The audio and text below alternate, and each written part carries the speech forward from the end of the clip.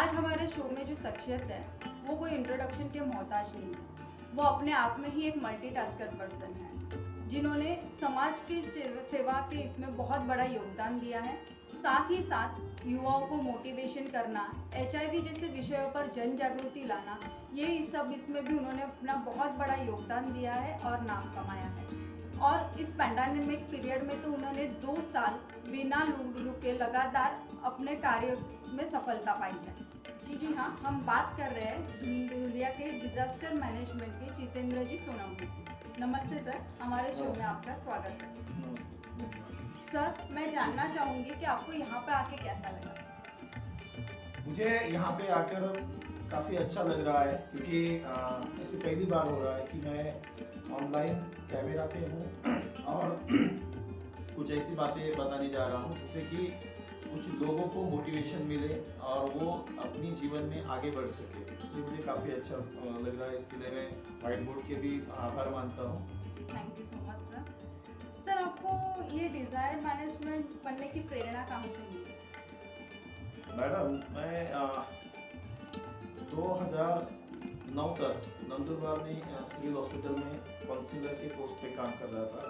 HIV ads में मैं काम कर रहा था। इसके बाद यहाँ पे पोस्ट निकली थी डिस्ट्रिक्ट डिजास्टर मैनेजमेंट ऑफिसर की, जो कि फील्ड में जाके काम करना होता है, लोगों से बात करना है, लोगों को समझाना है कि हमारे जीवन में जो भी कुछ आपदाएं आती है, वो नेचुरल हो, मैन मेड हो, उन आपदाओं से हम अपने आप को और उसी के साथ समाज को कैसे बचाए, ये लोगों को सिखाना है, उनको अवेयर करना है। तो मेरा बचपन से ही एक सपना रहा है कि मैं जो भी कुछ काम करूँ मेरे पेट के लिए, मेरी फैमिली के लिए, कुछ भी मेरे डेवलपमेंट के लिए, वो काम करते वक्त मुझे एक खुशी मिलनी चाहिए, आनंद आना चाहिए। और वो काम मैं जब फील्ड में जाके करूँगा, लोगों के साथ घुल मिल के करूँगा, तो उसमें मुझे आनंद आएगा। ये मेरी बचपन से ही मतलब विचारधारा रही है और ये वही काम था कि लोगों के साथ मुझे काम करना है, लोगों को मुझे समझाना है, लोगों में मुझे जाना है और लोगों में जाके उनको बताना है कि हम जीवन जीते समय किस तरीके से अपने आप को और अपने समाज को सुरक्षित रखें। तो इसलिए मैं इस फील्ड में। सर, आपने ये जो फील्ड चुना और हम जानते हैं कि जैसे आपका पूरा एजुकेशन जो है वो एक गांव में हुआ, उसके बाद आप यहाँ पर आए, तो ये जो फील्ड चुना आपने, आगे के आपके जो करियर, ये सब में आपको क्या क्या परेशानियाँ आई और वो फेस करते वक्त आपका माइंडसेट कैसा था?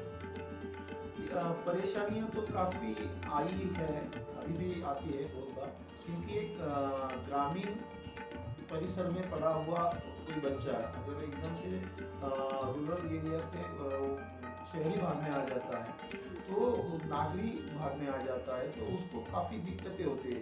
मतलब उसकी लैंग्वेज से ही परेशानी शुरू हो जाती है कि वो गांव की जो भाषा होती है वो थोड़ी देहाती भाषा होती है और सिटी के जो बच्चे होते हैं वो काफ़ी अच्छी लैंग्वेज बोलते हैं, वेल मॉलिश्ड भाषा होती है, तो वो भी दिक्कत आती है। तो बच्चे चिल्लाने लगते हैं और एक न्यूनगंड ऐसा तैयार हो जाता है काफ़ी लोगों में।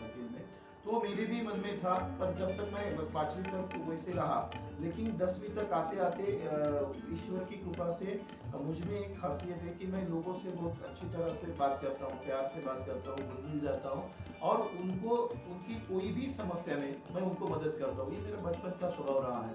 तो इसकी वजह से मैं काफ़ी लोगों में घुल मिलने लग गया और लोगों ने मुझे अपनाना शुरू कर दिया।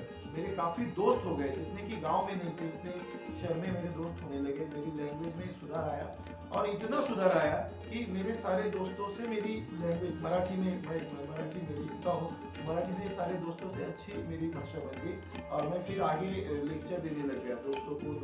फिर कॉलेज में जब गया तो मैं उस स्पर्धाओं में भाग लेने लग गया और उस स्पर्धाओं में मेरा मतलब आज तक मुझे याद है कि मेरे BA से लेके MSW तक जो सोशल वर्क में मेरा ग्रेजुएशन कंप्लीट किया, वहाँ तक एक ही बार मेरा 2 नंबर आया था और उस स्पर्धा में, बाकी सभी इसमें स्पर्धाओं में मैं 1 नंबर ही रहा।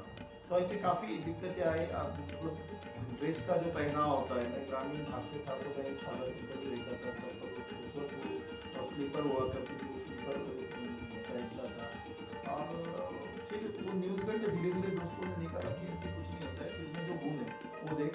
और एक कविता है कवि मालवीय की कविता मैंने पढ़ी तो मुझे जान गया कि नहीं, हर एक इंसान में कुछ ना कुछ छुपा हुआ होता है। तो तब तक मैं ये समझता था कि ये जो अपना जिंदगी है, जो जीवन है अपना, एक संघर्ष होता है। पर बाद में बहुत परेशानियों से उभरने के बाद मुझे पता चला कि जीवन ये कोई संघर्ष नहीं है, ये भगवान ने जो सबसे प्यारी चीज बनाई है, जिसे वो अपना पुत्र मानता है, बेटा मानता है, वो है इंसान।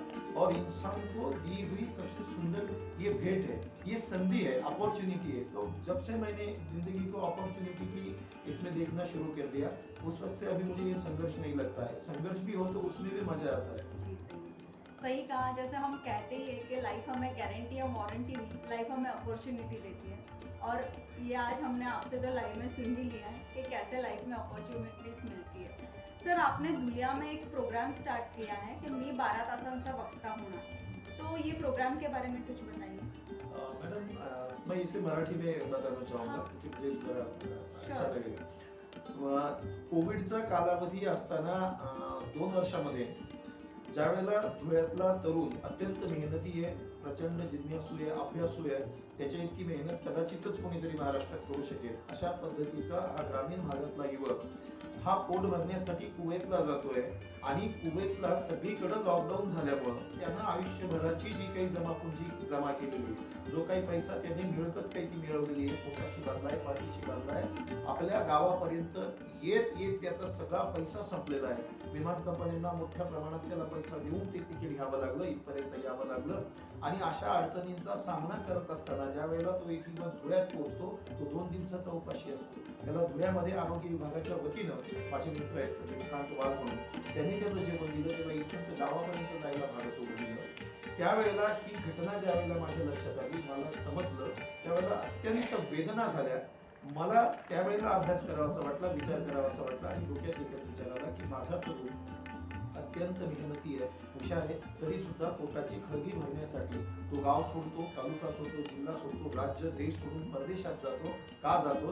कारण त्याला त्याचं कष्ट लोकांपर्यंत पोहोचवता येत नाही, विकता येत नाही, किंवा कष्टाचं महत्त्व त्याला पटवून सांगता येत नाही। त्याच्यामध्ये जे स्किल पाहिजे, जे कौशल्य पाहिजे, ते कौशल्य त्याच्यात नाहीये। आणि मी असं म्हणतो की कवी हा जन्माला यावा लागतो, पोएट्स आर बॉर्न पोएट्स, ते पण वक्ता जो आहे तो जन्माला यावा लागत नाही। ईश्वरानं दिलेला आशीर्वाद असतो, त्याच्यामध्ये आपण जर प्रयत्न केला तर आपल्याला ते आपलं कौशल्य वाढवता येतं। आणि असेच माझ्या जिल्ह्यातले नवयुवक तरुण ज्यांना वेगवेगळ्या क्षेत्रात काम करायचं आहे, काम करायची आवड आहे, त्यांना जर चांगल्या पद्धतीनं बोलता आलं, स्वतःचं मत मांडता आलं, स्वतःला प्रेझेंट करता आलं, तर त्यांना कुवेत सारख्या देशात जाण्याची गरज पडणार नाही। आपली जी काही मॅन पॉवर आहे ती आपल्याच देशामध्ये वापरली जाईल आणि त्यांना त्याचा मोबदलाही चांगला मिळेल। आई वडिलांपासूनही ते दूर जाणार नाही, परिवारापासून ते दूर जाणार नाही, समाजापासून दूर जाणार नाही। आणि अशा प्रकारची पुन्हा जर भविष्यात व्हायला नको, पण जर परिस्थिती निर्माण झाली तर अशा परिस्थितीला ते आपल्या परिवारासोबत राहून सक्षमपणे तोंड देऊ शकतील। म्हणून मला असं वाटलं की 12 तासांचं सेशन तयार करावं, ज्याच्यामध्ये आपण त्या 12 तासामध्ये किमान लोकांना एका मंचावर जायचं कसं, मंचाची भीती कशी घालवायची, पब्लिक समोर उभं कसं राहायचं, पब्लिक समोर बोलायचं कसं, स्वतःला कशा पद्धतीनं प्रेझेंट करायचं, हे जे कौशल्य हे त्यांच्यामध्ये आहे ते फक्त बाहेर काढायचंय। आणि हे बाहेर काढण्यासाठी हा एक प्रयत्न मी करून पाहतोय आणि त्याच्यामध्ये बऱ्यापैकी मला यश सुद्धा येत आहे। बहुत ही अच्छा काम कर रहे हैं सर आप। और आजकल के ज़माने में स्पेशली हमारे यंगस्टर को ये सब चीज़ों की बहुत ज़रूरत है। Thank you so much sir. Sir, एक सवाल और है कि लाइफ में हमें अगर कुछ अचीव करना है तो हम सोचते हैं कि हमें गोल होना ज़रूरी होता है, गोल के बगैर हम कुछ अचीव नहीं कर पाते। लेकिन हमारा मानना है कि गोल के साथ साथ कुछ अच्छी आदतें भी होनी ज़रूरी होती है जो हमें वो गोल करने में और मोटिवेट करती है। तो आपके बारे में ऐसे कुछ बताइए जो आपकी आदत है, जो आपके गोल को सक्सेस करने के लिए आपको हेल्पफुल रही। ये बहुत ही अच्छा सवाल है कि आजकल क्या हो रहा है कि हर कोई सक्सेस के पीछे दौड़ रहा है, लेकिन टेक्निकली नहीं दौड़ रहा है। और मेरा ये मानना है कि success is not a aim, success is a travel. Success ये ट्रैवल है, ये एम नहीं है अपना। अपना अंतिम एम तो तक पहुंचना है, लोगों को सेवाएं देना है। लेकिन हमारा अगर कुछ एम डिसाइड हो जाए, काही ध्येय आमचं ठरत असेल तर ते ध्येय आमचा प्रवास असला पाहिजे। कारण प्रवास हा लांबपर्यंत चालत जातो आणि लांबपर्यंत चालत जात असताना अनेक प्रकारचे आपल्याला यश मिळत जातात। एक छोटंसं यश मिळालं म्हणजे आपण आपलं उद्दिष्ट पूर्ण केलं, आपलं ध्येय प्राप्त झालं असं नसतं। एक यश मिळवल्यानंतर आपलं दुसरं यश आपल्या समोर असतं, तिसरं यश आपल्याला मिळवायचं असतं। असे अनेक प्रकारचे यश म्हणजे मिळवणं म्हणजे ध्येय आपली ठरलेली असतात। हे ध्येय मिळवण्यासाठी माणसाच्या आयुष्याला एक शिस्त असली पाहिजे. मैं सेवर्स को फॉलो करता हूँ. सेवर्स बोले तो silence is for silence stand करता है. तो जीवनामध्ये अनेक येणाऱ्या संकटांना किंवा कुठल्याही बाबतीत निर्णय घ्यायचा असेल तर तुम्हाला आतून सक्षम असलं पाहिजे. आप इनर ट्रीटमेंट करता आलं तर त्यांना कुवेत सारख्या देशात जाण्याची गरज पडणार नाही. आपली जी काही मॅन पॉवर आहे ती आपल्याच देशामध्ये वापरली जाईल आणि त्यांना त्याचा मोबदलाही चांगला मिळेल. आईवडिलांपासूनही ते दूर जाणार नाही, परिवारापासून ते दूर जाणार नाही, समाजापासून दूर जाणार नाही आणि अशा प्रकारची पुन्हा जर भविष्यात व्हायला नको पण जर परिस्थिती निर्माण झाली तर अशा परिस्थितीला ते आपल्या परिवारासोबत राहून सक्षमपणे तोंड देऊ शकतील. म्हणून मला असं वाटतं की 12 तासांचं सेशन तयार करावं ज्याच्यामध्ये आपण त्या 12 तासामध्ये किमान लोकांना एका मंचावर जायचं कसं, मंचाची भीती कशी घालवायची, पब्लिक समोर उभं कसं राहायचं, पब्लिक समोर बोलायचं कसं, स्वतःला कशा पद्धतीनं प्रेझेंट करायचं, हे जे कौशल्य हे त्यांच्यामध्ये आहे ते फक्त बाहेर काढायचंय आणि हे बाहेर काढण्यासाठी हा एक प्रयत्न मी करून पाहतोय आणि त्याच्यामध्ये बऱ्यापैकी मला यश सुद्धा येतं. बहुत ही अच्छा काम कर रहे हैं सर आप, और आजकल के ज़माने में स्पेशली हमारे यंगस्टर को ये सब चीज़ों की बहुत ज़रूरत है. Thank you so much sir. Sir एक सवाल और है कि लाइफ में हमें अगर कुछ अचीव करना है तो हम सोचते हैं कि हमें गोल होना ज़रूरी होता है, गोल के बगैर हम कुछ अचीव नहीं कर पाते. लेकिन हमारा मानना है कि गोल के साथ साथ कुछ अच्छी आदतें भी होनी ज़रूरी होती है जो हमें वो गोल करने में और मोटिवेट करती है. तो आप आपके बारे में ऐसे कुछ बताइए जो आपकी आदत है जो आपके गोल को सक्सेस करने के लिए आपको हेल्पफुल रहे. ये बहुत ही अच्छा सवाल है कि आजकल क्या हो रहा है कि हर कोई सक्सेस के पीछे दौड़ रहा है लेकिन टेक्निकली नहीं दौड़ रहा है. और मेरा ये मानना है कि success is not a aim, success is a travel. Success ये ट्रैवल है, ये एम नहीं है. अपना अंतिम एम तो तक पहुंचना है, लोगों को सेवाएं देना है. लेकिन हमारा अगर कुछ एम डिसाईड हो जाए, काही ध्येय आमचं ठरत असेल तर ते ध्येय आमचा प्रवास असला पाहिजे. कारण प्रवास हा लांबपर्यंत चालत जातो आणि लांबपर्यंत चालत जात असताना अनेक प्रकारचे आपल्याला यश मिळत जातात. एक छोटंसं यश मिळालं म्हणजे आपण आपलं उद्दिष्ट पूर्ण केलं, आपलं ध्येय प्राप्त झालं असं नसतं. एक यश मिळवल्यानंतर आपलं दुसरं यश आपल्या समोर असतं, तिसरं यश आपल्याला मिळवायचं असतं. असे अनेक प्रकारचे यश म्हणजे मिळवणं म्हणजे ध्येय आपली ठरलेली असतात. हे ध्येय मिळवण्यासाठी माणसाच्या आयुष्याला एक शिस्त असली पाहिजे. मैं सेवर्स को फॉलो करता हूँ. सेवर्स बोले तो silence is for silence stand करता है. तो जीवनामध्ये अनेक येणाऱ्या संकटांना किंवा कुठल्याही बाबतीत निर्णय घ्यायचा असेल तर तुम्हाला आतून सक्षम असलं पाहिजे. आप इनर जो आपका साइड है वो परफेक्ट होना चाहिए और उसके लिए साइलेंस इंपॉर्टेंट है. साइलेंस का मतलब आप मेडिटेशन करें, आप योगा करें और योगा से मेडिटेशन से आप अपने आप को जानने लगते हो, आपको एक विचारधारा प्राप्त होती है, आपको दिशा मिलने लग जाती है. तो हर एक ने रोज कम से कम 10-15 मिनट 20 मिनट साइलेंस में जाना चाहिए, उसको पहचानने की कोशिश करना चाहिए.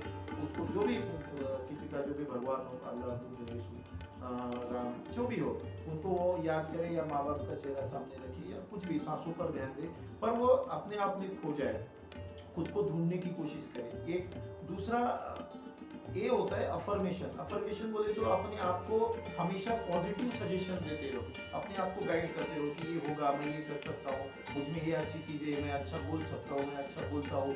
और सबसे बढ़िया कि मैं अच्छा आदमी हूँ. जब आप अपने आप को अच्छा आदमी बोलते हो तो एक दिन सच में आप अच्छे काम करने लग जाते हो. अगर आप ऑलरेडी करते हो तो अच्छी बात है, ना करते हो तो आप अपने आप करने लग जाते हो. पर जब आप अपने आप को अच्छा आदमी बोलते हो तो एक दिन सच में आप अच्छे काम करने लग जाते हो. अगर आप ऑलरेडी करते हो तो अच्छी बात है, ना करते हो तो आप अपने आप करने लग जाते हो. अफर्मेशन. दूसरा, अपने एक्सरसाइज करना चाहिए. हर सुबह मैं कम से कम 3 से 4 किलोमीटर घूमने जाता हूँ. उससे आपका वेट भी लिमिट में रहता है, आपको पॉजिटिव एनर्जी मिलती रहती है. एक्सरसाइज आपने करनी चाहिए और दिन में थोड़ा सा समय निकाल के आपने रीडिंग करनी चाहिए.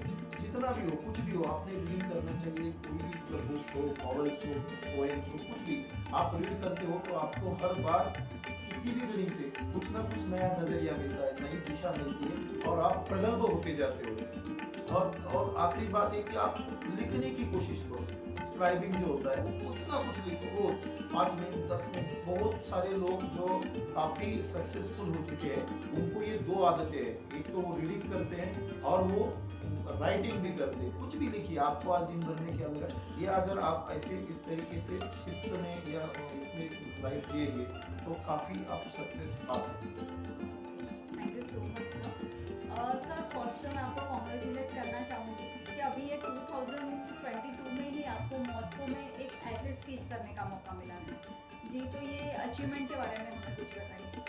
जी, गए कई सालों से डॉक्टर अण्णाभाऊ साठे जो कि साहित्यिक है महाराष्ट्र के और माध्यम समाज से बिलोंग करते हैं, लेकिन उन्होंने जो भी साहित्य लिखा है, जो भी लिटरेचर उन्होंने लिखा हुआ है, वो सभी कम्युनिटी को न्याय देने वाला लिटरेचर उन्होंने लिखा है। और उन्होंने रशिया में जाके छत्रपति शिवाजी महाराज का पहला पोवाड़ा जो गाया था, विदेश में किसी ने जाके, तो वो डॉक्टर अण्णाभाऊ साठे थे और उन्होंने वो पोवाड़ा गाया था। उसकी याद में उनके भी 74 तारीख उनका 100वां जन्मदिन था, तो उसके पर्व पे वो मुंबई यूनिवर्सिटी ने और उधर के कुछ यूनिवर्सिटीज में मिलके वहाँ पे प्रोग्राम रखा था, उनके पुतले का अनावरण था। तो वहाँ पे अभ्यास दौरा भी, स्टडी टूर भी निकाला हुआ था और उसमें कुछ लोगों को आह्वान किया गया था कि कोई PhD को होल्डर, बहुत सारे प्रोफेसर थे उसमें, और मैं भी अभी PhD कर ही रहा हूँ। तो मैंने वो एक शोध निबंध भेजा था उनको यूनिवर्सिटी को, मुंबई यूनिवर्सिटी को। उसमें लिखा था, उसका टाइटल लिखा कि अण्णाभाऊ साठेंची फकीरा या कादंबरीची सामाजिक चिकित्सा, एक अभ्यास, इसका वो टाइटल था और उन्होंने वो सिलेक्ट किया, उनको अच्छा लगा। तो उसकी वजह से मैं वो रशिया में जाने वाला था, लेकिन थोड़ा मेरी माता जी की तबीयत को रहने का रहा था, तो उसकी वजह से नहीं था। लेकिन अगले साल मैं जरूर जाऊँगा। सर आपके लाइफ का ऐसा कोई डार्क फेज, मतलब जो बहुत ही आपके लाइफ में ऐसा तो मैं वो रशिया में जाने वाला था, लेकिन थोड़ा मेरी माता जी की तबीयत को ऐसा लगा हुआ था, तो उसकी वजह से मैं नहीं जा सका। लेकिन अगले साल मैं जरूर जाऊँगा। सर आपके लाइफ का ऐसा कोई डार्क फेज, मतलब जो बहुत ही आपके लाइफ में ऐसे, मान लो कि आप ऐसे समझो कि ड्रॉबैक जैसे था। पता नहीं, ये बात बतानी चाहिए, पर अगर किसी से मतलब किसी को ये बात सुनने के बाद अगर कोई यंग लड़की अगर किसी राइट पथ पे चलने लग जाए तो उनके लिए मैं बताना चाहूँगा, या शायद मैं 20-21 साल का होऊंगा, एक लड़की थी, मैं उसके प्रेम में था और उसकी शादी कई और होने वाली थी। तो इस वक्त उम्र वैसी होती है, तो उस वक्त मैंने ये डिसीजन लिया कि अभी मुझे जीना नहीं है, अभी वो नहीं तो कुछ भी नहीं है। तो मैंने ऐसा डिसाइड किया कि उस वक्त, अभी मुझे हंसी आती है पर उस वक्त वो बहुत काफ़ी डेंजरस सिचुएशन था, मैंने डिसाइड किया कि अभी मुझे सुसाइड कर लेनी है, मुझे कुछ नहीं है। उस वक्त मेरे समझ में यह नहीं आया कि मेरे माता जी की तरह मुझे जन्म दिया है, कुछ अपेक्षाएं होगी, सपने होंगे, मैं सब कुछ भूल चुका था, तो उम्र वैसी होती है। और मैंने डिसाइड कर दिया और फिर वो मैं गांव के बाहर निकला, ग्रामीण एरिया गाँव का। तो चलते चलते मेरा एक दोस्त है, काफ़ी बचपन से हम काफ़ी दोस्त हैं, तो मिलते रहेंगे, गोपाल करके। तो गोपाल मेरे साथ था, तो उसको पता चल गया कि क्या हुआ, तो उसने कुछ नहीं, बस मेरे कंधे पे हाथ रखा और ऐसे थोड़ा सा झिझोड़ा, और फिर मैंने उसकी तरफ देखा, आंखों में आंखें डाली, वो बोला मैं हूँ, बस वो इतना सा एक वाक्य ने मुझे, मेरी पूरी अंदर की आंखें खोल दी, मुझे झिझोड़ के रख दिया और एकदम से जैसे कि सब लाइट प्रकाश हो गया सब तरह। अरे जब दोस्त है तो मैं मरूं क्यों, किसके लिए मरूं, मतलब ये बहुत डार्क फेज था और काफ़ी मैं इसमें चला गया था और दोस्त की वजह से बाहर निकला। तो मैं ये भी कहना चाहूँगा कि ज़िंदगी में श्री कृष्ण सुदामा जैसे, गोपाल जैसे एक दोस्त होना चाहिए जो आपको ऐसे डार्क फेजेस में से बाहर निकाल सके। और ये प्रेम वगैरह करना कोई बुरी बात नहीं है, लेकिन उसके लिए अपनी क्वालिटी बढ़ाओ और ऐसा प्रेम कीजिए जिस पर हमारे घर वाले और समाज नाच कर सके, ना कि हमारे जाने के बाद हम पर, हमारी डिसीजन पे घर वालों को पछताओ। थैंक यू सर, बहुत ही अच्छी बात कही और आई होप कि इससे हमारे यंगस्टर्स को बहुत ही अच्छी ये मिलेगी, सोच मिलेगी। सर आप हमारे व्यूवर्स के लिए कुछ कहना चाहेंगे कि वो अपने लाइफ में सक्सेस पाने के लिए वो क्या कर सकते हैं?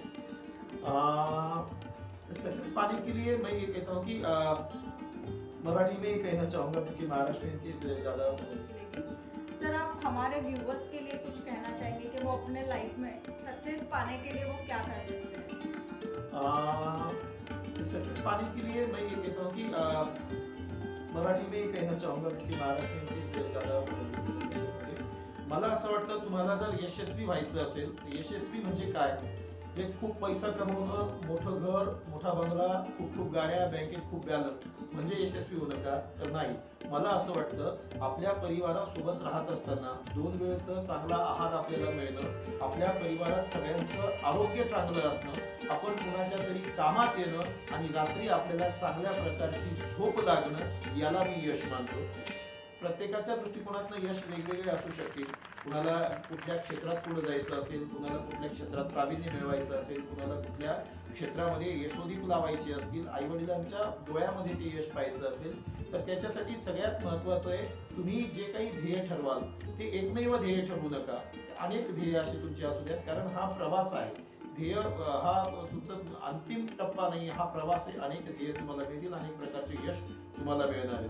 हे यश मिळवण्यासाठी तुम्ही प्रामुख्यानं एक आराखडा तयार करा की येत्या इतक्या दिवसांमध्ये, येत्या इतक्या वर्षांमध्ये मला या ठिकाणी पोहोचायचंय, मला हे यश मिळवायचंय. त्याच्यासाठी तुम्हाला जे काही साहित्य लागतं, जे काही साधनं लागतील ती साधनं मिळवण्याचा प्रयत्न करा. यश मिळवण्यासाठी सातत्यानं रोज काहीतरी प्रयत्न करा, रोज काहीतरी काम करत राहा. जे तुम्हाला मिळवायचं आहे त्या दिशेनं चालण्याचा थोडा थोडा तरी तुम्ही प्रयत्न करा. त्याच्याशिवाय तुम्हाला यश येणार नाही. हे यश मिळवत असताना आपल्यामुळं कुणाचं नुकसान होणार नाही ही गोष्ट तुम्ही लक्षात घेतली आणि त्या पद्धतीनं काम करत गेला तर प्रत्यक्ष ईश्वर तुम्हाला मदत करेल आणि तुम्हाला तुमचं यश मिळाल्याशिवाय राहणार नाही. चांगल्या सवयी ज्या मी सांगितल्या सेवर्स सारख्या त्या सवयी जर तुम्ही अंगीकारून घेतल्या, तुम्ही सकाळी जर लवकर उठायला लागलात तर तुम्हाला 4 ते 5 तास एक्स्ट्राचे मिळतात. त्या 4 ते 5 तासामध्ये तुम्ही वाचन करू शकता, तुम्ही लिखाण करू शकता, तुम्ही अभ्यास करू शकता, तुम्ही तुमचं नियोजन दिवसभराचं नियोजन करू शकता. आणि आणखी महत्त्वाचं तुम्हाला 5 वर्षात काय बनायचं आहे त्याच्यासाठी आराखडा तयार करत असताना तुम्हाला आज काय करायचंय याच्यासाठीचं तुमचं रोजचं नियोजन असलं पाहिजे. रोजचं नियोजन पूर्ण झाल्यानंतर रात्री झोपण्यापूर्वी आज तुम्ही काय काय नियोजन केलं, त्याच्यातलं काय राहून गेलं, ते उद्या कसं करता येईल हे तुम्ही नियोजन करावं, हे तुम्ही चिंतन मनन करावं आणि तुम्हाला यशाचा मार्ग हमखास सापडेल असं मला वाटतं. Thank you so much sir. आज आपने जो भी व्यूज़ आपने आपके बताए, आई होप मैं तो बहुत ही इंस्पायर हुई ये सब चीज़ों से और डेफिनेटली मैं ये भी मानती हूँ कि हमारे व्यूवर्स के लिए ये बहुत ही हेल्पफुल रहेगा उनके लाइफ की जर्नी को आगे बढ़ाने के लिए, उनके गोल के अचीव करने के लिए. Sir last but not a list एक क्वेश्चन में क्या आप हमारे व्हाइट बोर्ड के बारे में क्या कहना चाहेंगे? व्हाईट बोर्ड सारखं माध्यम जे आहे ते समाजातल्या प्रत्येक यशस्वी होऊ पाहणाऱ्या, यशस्वी झालेल्या माणसापर्यंत पोहोचत आहे. याच्यामध्ये खूप मोठ्या सेलिब्रिटींपर्यंत पोहोचणं आणि लोकांना प्रेरित करणं हा उद्देश नाहीये. तर याच्यामध्ये सामान्य परिस्थितीशी 2 हात करून कशा पद्धतीनं सामान्य माणूस यशस्वी होऊ शकतो हा प्रयत्न तरुणांपर्यंत पोहोचवण्याचा आहे. आणि तरुणांपर्यंत पोहोचवून या यशोगाथा तरुणांपर्यंत पोहोचल्यानंतर तरुण सुद्धा त्यांच्या आयुष्यातल्या अनेक आलेल्या प्रसंगांना विनयात तोंड देतील, त्याच्यातनं यशस्वीपणे बाहेर येतील. कुठल्याही प्रकारचा नकारात्मक विचार त्यांच्या मनात शिरणार नाही, त्यांना शिवणार सुद्धा नाही आणि ते अशा उदाहरणांमुळे सातत्यानं पुढे जात राहतील, त्यांच्या जीवनात यश मिळवतील. अशा चांगल्या पद्धतीचा हा तुमचा व्हाईट बोर्डचा उपक्रम आहे. त्यात विशेषतः भारतामध्ये महिलांना पूर्वी अधिकार नव्हते, आता अधिकार मिळायला लागले, स्वातंत्र्य मिळायला लागलेलं आहे, राखीव जागा आहे. सगळं काही असताना सुद्धा कुठंतरी मानसिकता मागचीच असल्यामुळं त्या अजूनही घराच्या बाहेर पडत नाहीये किंवा ज्या काही महिला बाहेर पडण्याचा प्रयत्न करतायत त्यांना हवं तेवढं यश मिळत नाहीये, हवं तेवढं त्यांना लोकांपर्यंत त्यांची माहिती पोहोचत नाहीये. ही माहिती लोकांपर्यंत पोहोचवून त्यांना त्यांच्या प्रवासाचा मार्ग सुकर करण्याचा व्हाईट बोर्ड जो प्रयत्न करतोय हा अत्यंत वंदनीय असा प्रकार आहे, अत्यंत चांगला प्रकार आहे, अभिनंदनीय प्रकार आहे. म्हणून व्हाईट बोर्डचे मानावे तेवढे आभार कमी आहेत.